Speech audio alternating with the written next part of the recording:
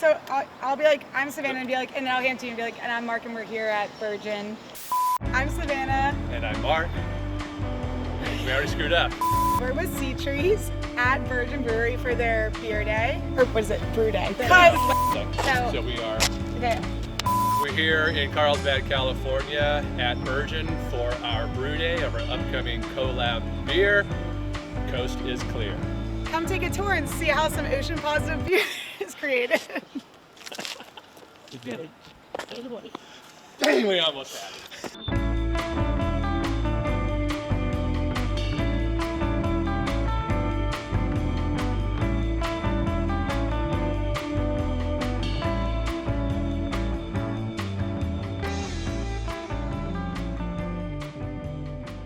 Thank you for being here. We're excited to host you guys today.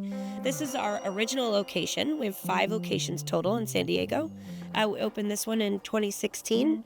3 owners are all born and raised here in this town in Carlsbad, so it's kind of where our roots start. And then we started growing from there, burgeoning, so to speak. Burgeoning. From the ceiling all the way wall to wall, we added all of these details to it. The aesthetic we kind of follow throughout all of our locations is all of these handmade tables. They were part of the cedar fire in the early 2000s. So this is all the same tree from that fire. It's pretty awesome. Our core beers all come in pallets this high. All of our beers are digitally printed, so they're 100% recyclable. All of our specialty cans, like this one, come from CanWorks, which is right up the street. So another one of our initiatives in lowering the carbon footprint of the travel of our cans getting to us is that CanWorks is literally 2 miles from here. What would you say your most popular beer is? Definitely Trivana. This is our flagship. You won an award, right, recently? Yeah, which is super awesome. This is my favorite beer. Also, our beers go through a gluten reduction process, makes them even more drinkable, easier to digest. Definitely be able to crush any of our beers, even Trivana being 7.2% ABV. Careful. Would never know. Careful. Yeah, you have to be careful because you don't know. You're halfway through and you're mowing your lawn and you're like, whoa. I've had a couple of Burgeon in my life, and there's a typical. How much of this wall could you get through, we think, in a month, Mark? Mark might have been able to, he might have drank this entire pellet in what since we've been open. Yeah, cut that. Keep that out. Cut that. Thank you, by the way. Man, if walls could talk. Uh-oh, there it is. Coast is clear, all clear. There it is. So this is our Coast is Clear collab with Burgeon. This is our 3rd collab with Burgeon. So we're supporting Seatrees in partnership with Nature Collective. This is our San Elijo Lagoon project where we are removing invasive species and also planting native California species. This watershed project is really special because it is in our backyard. That is an invasive species being pulled. What species is that?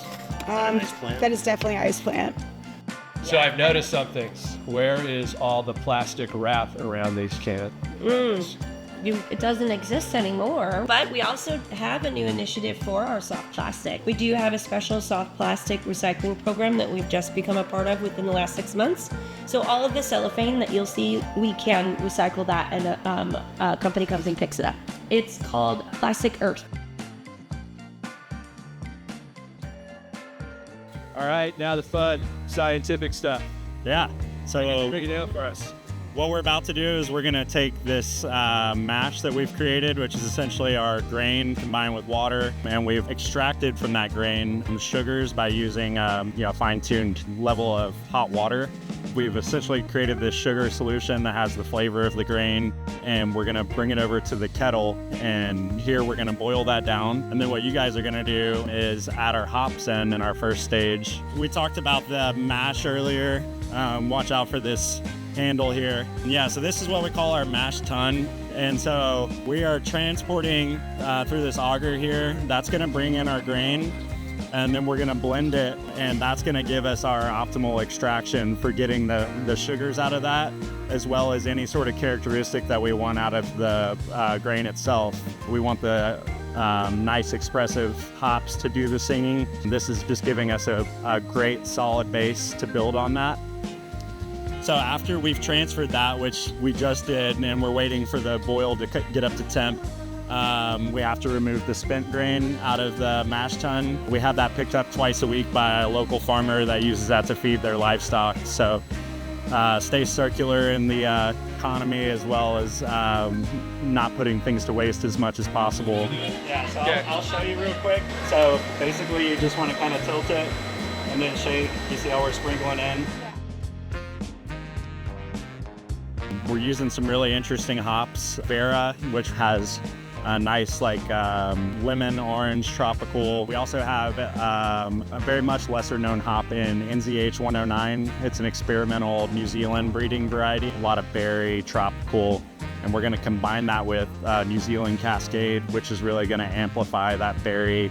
And then once we get into the fermenters here in about 5 days or so, we're gonna start our double dry hop. So we're just really trying to get that aromatic character amplified as much as possible. It seems like a lot of science that goes into this. It's fairly science intensive, but that's what it takes to make really great beer, is being consistent and having attention to detail and take pride in the little things. Can't wait to drink this. I'm gonna feel so ocean positive.